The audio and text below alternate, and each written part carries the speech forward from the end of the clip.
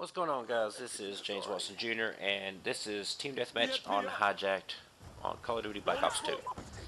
And this is going to be part 2 of the, I guess you'd say, the mini-series or whatever of This is True Life on my channel.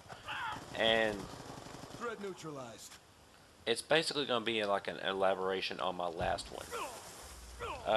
Because I really didn't have much time, because I kind of rambled at first like I'm doing right now, so I'm just going to get to it and kind of give a little more info and all that as to what happened in the situation and so forth and so on. I said in the video that me and my wife had separated, split up and everything, and there was a reason for that, because she told me that maybe we should separate, you know, so that way, because we were living in government housing, and I had a good job, but that made our rent pretty high. And so, since I was living there, I was the only income, she decided maybe I should move out, so that way rent would go down and we could save more money for a better place and so forth. I'm like, okay, fine, you know, it's good.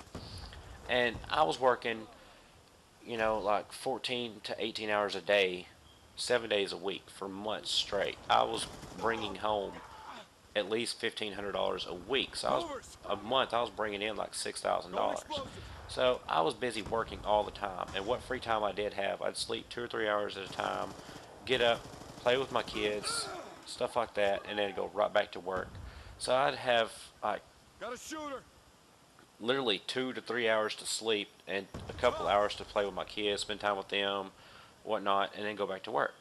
And so I didn't think clearly about what the situation was and how it was going, and the excuse that was given and all that, you know. So I'm like, you know, okay, sure, you know, sounds good to me.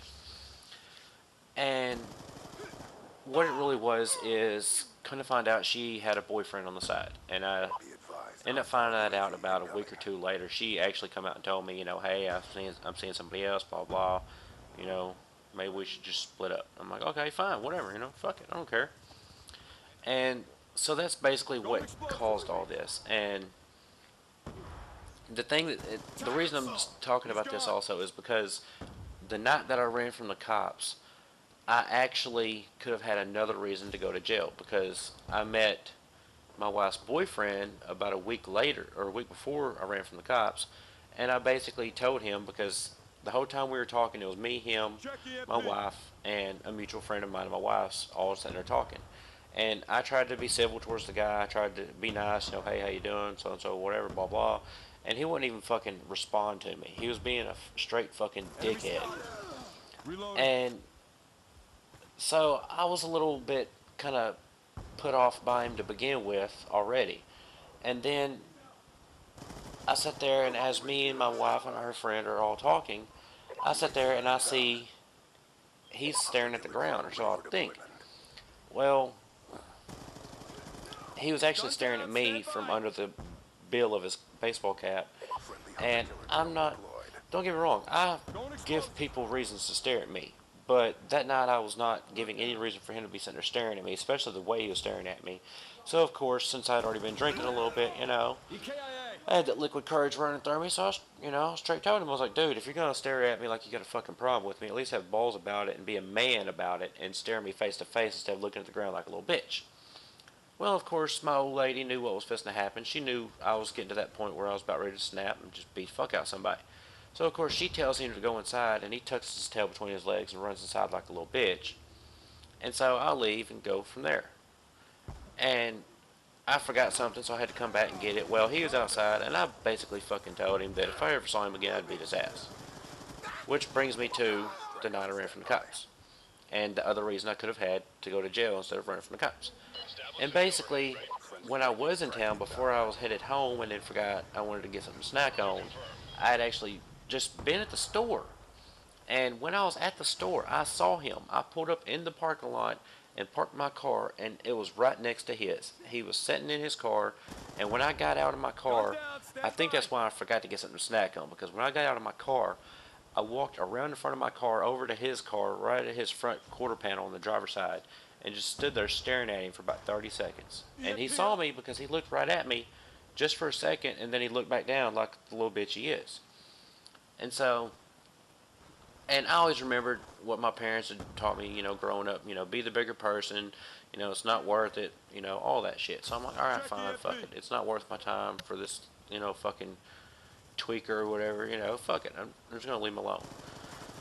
And then I ended up running from the cops and all kinds of other stupid shit. So that's basically what happened that night. I mean, it was a pretty chaotic and hectic night. There's a lot more detail I could go into, but then again, I don't really want to involve names of officers and specific details and shit like that that involve other people, because it's really not my place to put their name out there like that. And I didn't have a problem like with any of the officers. Honestly, they did their job and they did everything by the book and everything. So it's not like I'd be bad mouthing them. It's just I'm not real comfortable with giving much more detail, because there's not really much more detail to give other than kind of the backstory as to what was happening and all that. But honestly, guys, I actually enjoy telling stories about my life like this, and I really hope you guys do too as well. And if so, give me some feedback. Let me know. Do you like these kind of stories? Do you like these kind of videos? If so, I mean, I'll think of more to do, because I got plenty of stories I can tell you. But in the meantime, guys, that is the end of this commentary. As you can see, I did pretty fucking good. I got an 8.33 on my ratio with a 25.3 on my KD, so not fucking bad. But other than that, guys, I really hope you enjoyed it. If so, don't forget to like, favorite, comment, subscribe, because that does help out a whole lot. Instagram and Twitter will be in the description like always. And other than that,